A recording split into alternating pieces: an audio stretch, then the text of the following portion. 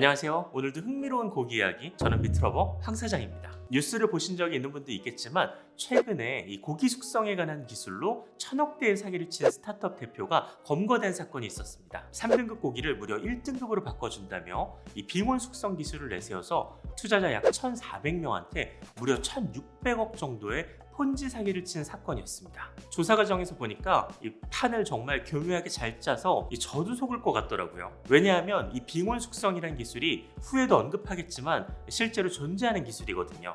다만 기존의 빙온 숙성 기술처럼 이 숙성고를 개발하는 게 아니라 이 자사가 만든 빙온 젤이라고 일종의 아이스 젤을 이용해서 이 숙성을 좀 더 쉽게 저렴하게 할 수 있다는 기술을 홍보한 겁니다. 사실 빙온 숙성이란 개념을 들어보신 분들도 별로 없으실 텐데 빙온 젤이라는 게 뭔지 이 업체가 당시에 뉴스를 통해서 자사의 제품을 홍보한 게 있어요. 한번 보실까요? 빙온 숙성이 기존의 방식과 차별화되는 점은 젤 아이스로 빙온 용역대를 조성한다는 것입니다. 통 안에 들어있는 담수와 해수를 적절한 비율로 혼합해 젤 아이스를 만들죠. 물도 얼음도 아닌 슬러시 제형의 물질로 숙성을 한다는 것이 사뭇 신기한데요.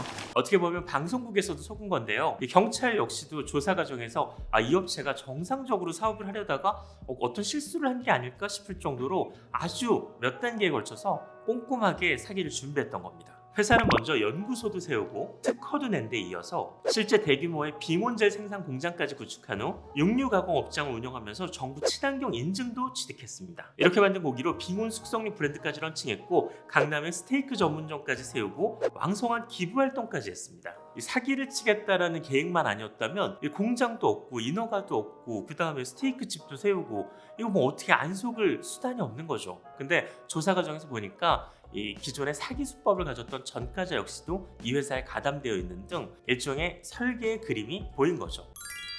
자, 그러면 이제 그 실제 한다는 빙온 숙성 개념에 대해서 한번 얘기해 볼게요. 음식물을 보관할 때 냉장 보관 또는 냉동 보관 이 두 가지 개념을 많이 알고 계시죠? 빙온이라는 건 이 둘 사이에 있는 개념인데 여러분 그 물의 빙결점은 0도잖아요. 하지만 그 식품 같은 경우는 0도가 됐다고 해서 바로 얼지 않아요. 수분 100%가 아닌 이상요. 그러니까 우리가 보관하는 육류라든지 생선이라든지 하다못해 두부라든지 이 어는 빙결점이 다 다른 겁니다. 그래서 0도부터 해당 제품이 얼기 전까지 사이에서 보관하는 거를 빙온 보관이라는 개념으로 보시면 됩니다. 육류 같은 경우는 마이너스 1.6도까지 보관하는 걸 빙온 보관이라고 할 수 있는데요. 이 안에서도 어쨌거나 얼지 않았기 때문에 숙성이 이루어지기 때문에 이걸 빙온 숙성이라고 부르는 겁니다. 우리나라보다 먼저 이 기술을 적극적으로 도입한 일본에서는 10년 전부터 고기뿐만 아니라 생선이나 된장 그리고 심지어 커피까지 각각의 빙온에서 숙성된 제품들을 이미 잘 판매하고 있습니다. 사실 이 업체만 이 기술을 언급한 게 아니라 이미 빙온 숙성 개념을 도입한 김치 냉장고도 있고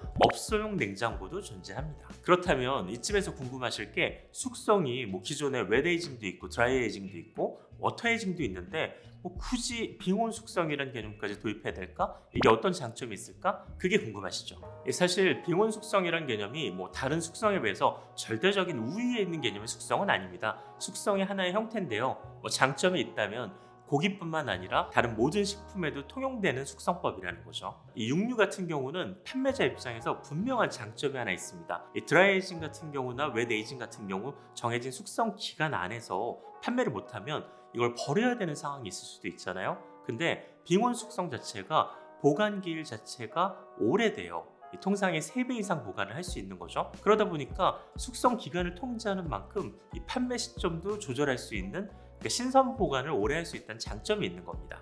물론 숙성 효과 역시도 분명히 있습니다. 세포가 얼지 않으려고 노력을 하는 과정에서 아미노산과 글루탐산, 리놀레산과 올레인산 등 유효한 불포화 지방산이 분비해 육질을 개선시키는 효과가 있습니다. 또 낮은 온도에서 보관하다 보니까 이 유해 미생물들이 활성이 덜 되겠죠. 분명히 어떻게 보면 안전하면서도 효과적인 가성비가 좋은 숙성법입니다. 일본 같은 경우는 10년 전부터 이 빙온 숙성 기술이 하나의 유행이 됐어요. 그래서 스타트업도 많이 생긴 만큼 이걸 벤치마킹했던 게 아닌가 싶습니다. 기존 업체처럼 이 빙온 숙성의 핵심 기술인 이중 구조나 냉기 순환에 투자를 하는 게 아니라 아이스젤로 손쉽게 빙온 숙성을 할 수 있다라고 사기를 친 거죠. 안타까운 게 빙온 숙성은 분명히 존재하고 좋은 기술이라고 생각을 합니다. 근데 이 사기가 워낙 큰 임팩트가 돼서 여러분이 빙원 숙성이라는 말 들으면 이건 뭐 좀 이상한 거 아니야? 이렇게 생각할까봐 그게 좀 안타깝습니다. 이 빙원 숙성 기술을 통해서 이미 사업을 전개한 분도 있고 또 제대로 된 기술을 가지고 이 숙성고를 만든 분도 있기 때문에 그분들한테 피해가 안 갔으면 좋겠습니다.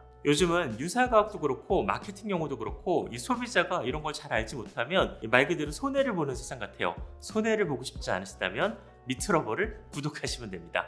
감사합니다.